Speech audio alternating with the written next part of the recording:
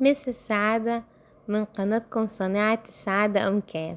النهاردة بإذن الله معانا كيلو ممبار لسه جاي طازة فريش من الجزار. هوريكم ازاي ممكن تنضف الممبار وتخليه في الاخر قشطة. كل تكات واسرار كيان. هنسمي الله ونصلي على الرسول عليه الصلاة والسلام.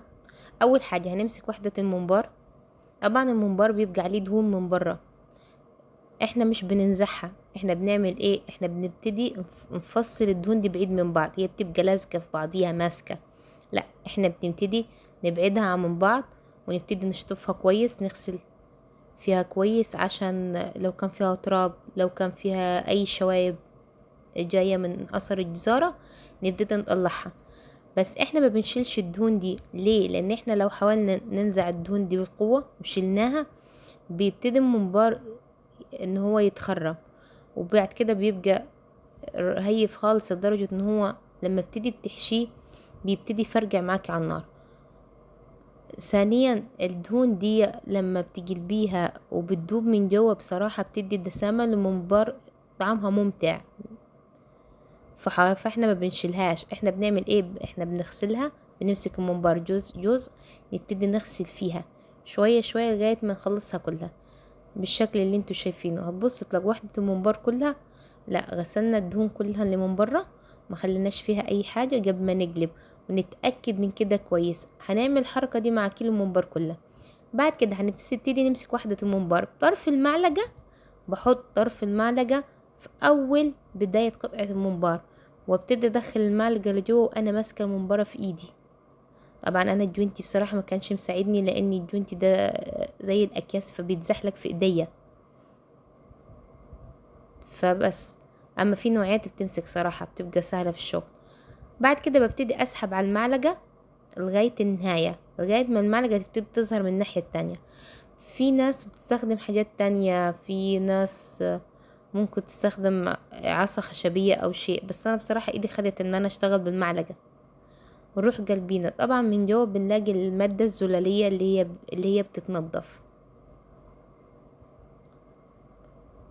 انا طبعا مش من هواة ان انا انقع الممبار في كربونات وكربونات صوديوم والكلام ده، لاني مرة عملتها لقيت الممبار يعني 5 دقايق رحت بدأت حسيت ان الممبار بيجي بيتاكل وبيفرول معايا انا وبغسل. فبصراحة ما بعملهاش، انا بكتفي بان انا اول حاجة بقلب الممبار كله. تمام، قلبنا اول واحدة، هنكرر الحركة تاني.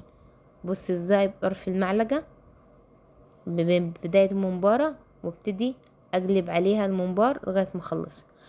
بعد ما بخلص الكمية كلها بشطف الممبار شطفة كويسة خالص مرة واتنين، عشان المادة الزلالية اللي من بره تخف، بس هتفضل لازق جزء منها في الممبار، بس اللي كان من جوه بصراحة مع الغسيل بيختفي. وبجيب عندي طبعا المكون السحري اللي يخليك تنضفي 10 كيلو انتي وقاعدة في خلال ساعة: جلدة الأنبوبة. ببتدي ادخل الطرف، وجلدة الأنبوبة بتكون ضيقة في البداية، بيدخل شوية بصعوبة. بس هي الميزة ان هي لازم تكون ضيقة عشان لما تبتدي تضغط عليها بصباعينك الاتنين وبتبتدي تشدي تاخد كل المادة الزلالية معاها. انتم ملاحظين؟ بص قبل وبعد، بص القطعة اللي عدت فيها ازاي بقت بيضة، والقطعة اللي من تحت لسه فيها المادة الزلالية. طبعا هنبتدي شوية بشوية بهدوء ننزلها، طبعا ما اضغطش جامد عشان ما يتقطعش، وفي نفس الوقت ما شدش بكل القوة. انا طبعا في الفيديو بحاول ان انا انزلها بالراحة، لاني من جوه في دهون فبتعيق التنزيل. شوية بشوية لغاية النهاية. بس ما شاء الله من اول مرة بص الفرق، بص الفرق بين الحتة اللي اتعملت والحتة ما اتعملتش، هتلاحظ الفرق شاسع. هكرر الحركة دي في قطع تاني لغاية ما اخلص الكمية كاملة. وخدوا بالكم يا جماعة، كيلو الممبار قبل التنظيف غير كيلو ممبار بعد التنظيف. كيلو ممبار بعد التنظيف بيقل، لان طبعا الدهون اللي بتطلع والمادة الزلالية كل ده بيكون وازن، فتلقائيا هتلاقي كيلو ممبار كش، وفي الميزان قل بسبب الحاجات والشوائب اللي بتطلع مني من دهون ومن مادة زلالية وكل ده. خلصنا كده كيلو ممبار. بص الله اكبر ازاي، ما شاء الله، شفافة، حاجة كده تفتح النفس بصراحة. هنبتدي بعد كده ايه، نحط خل وهنحط ملح وهنديه ضحكة حلوة كده، ناخد وندي. ليه؟ انا طبعا المادة الزولية كده خلصت، بس انا دلوقتي بلعب على حتة ما يبقاش في ريحة، ما يبقاش في اثر زفارة او شيء من الروايح دي اللي بتبقى في الجزارة. فبعد ما دعكناه بالخل والملح دعكة كويسة بيتشطف.